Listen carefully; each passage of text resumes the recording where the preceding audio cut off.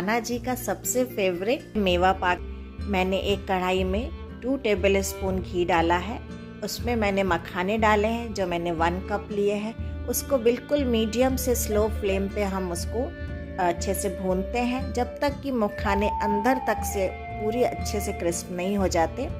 हम उसको चेक कर लेते हैं एक मखाने को दबा के कि वो कैसा हुआ है। अगर वो अच्छे से हाथ में उंगली के बीच में आके इस तरह से क्रश हो जाता है तो इसका मतलब मखाने अच्छे से भुन गए हैं। उनको हम कढ़ाई से अलग कर देते हैं। फिर थोड़ा सा घी डाल के उसमें मैंने 1/2 कप काजू लिए हैं, 1/2 कप बादाम लिए हैं और 1/4 कप मैंने पिस्ता लिया है।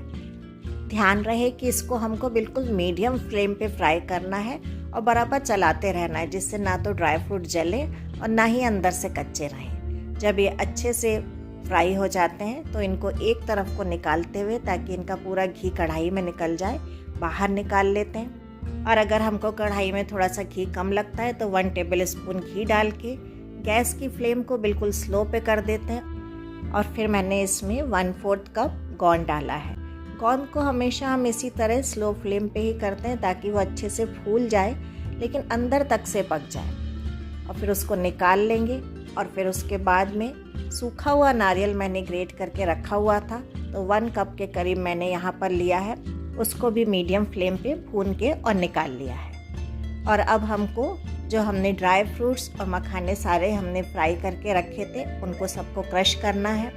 तो हम उसको थोड़ा सा ऐसा दरदरा सा क्रश करके रख लेते हैं। आप चाहें तो इसे मिक्सी में भी कर सकते हैं। बस ध्यान रहे कि अगर आप मिक्सी में कर रहे हैं तो इसको बहुत बारीक ना पीसें। हल्का सा दरदरे से अगर ड्राई फ्रूट्स अगर मेवा पाक में आते हैं तो बहुत अच्छे लगते हैं। तो सारे ड्राई फ्रूट्स हम इस तरह से कूट के रख लेते हैं। और अब हम इसकी चाशनी तैयार करते हैं। उसके लिए मैंने 2.5 कप शुगर ली है और उसमें मैं ऐड कर रही हूँ 1 कप वाटर। और इसको फिर हम मीडियम टू हाई फ्लेम पे उबलने के लिए छोड़ेंगे। थोड़ी सी देर में ही शुगर पूरी डिज़ोल्व हो जाएगी और पानी उबलने लगेगा। चाशनी इस तरह उबलते उबलते थोड़ी देर में ही गाढ़ी होने लगती है। हमको थोड़ी सी गाढ़ी चाशनी इस पाक को बनाने के लिए चाहिए, तो हम इसको उबलने देंगे। करीब 5 to 7 मिनट्स में ये चाशनी हमारी उबल के तैयार होगी। इधर हम साइड में इसको जमाने के लिए थाली तैयार कर लेते हैं। हमने पूरी थाली में अच्छे से घी लगा लिया है और एक तरफ हम देखते हैं कि चाशनी हमारी रेडी है क्या।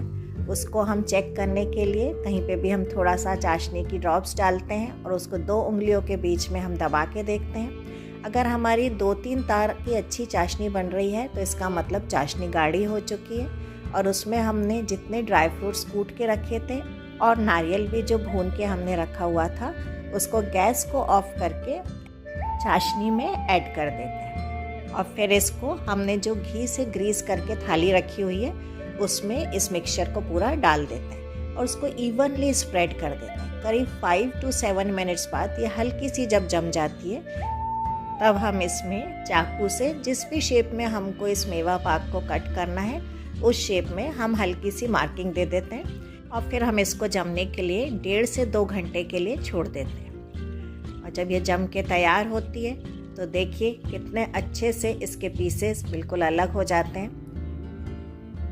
तो देखिए कितना अच्छा मेवा पाक बनके तैयार हुआ है। इसको आप आराम से 15 दिन तक एयर टाइट कंटेनर में स्टोर करके भी रख सकते हैं। वैसे तो ये कृष्ण जन्माष्टमी पर स्पेशली बनाया जाता है, लेकिन इसको आप साल में कभी भी बना सकते हैं। बहुत ही टेस्टी लगता है। जय श्री कृष्णा।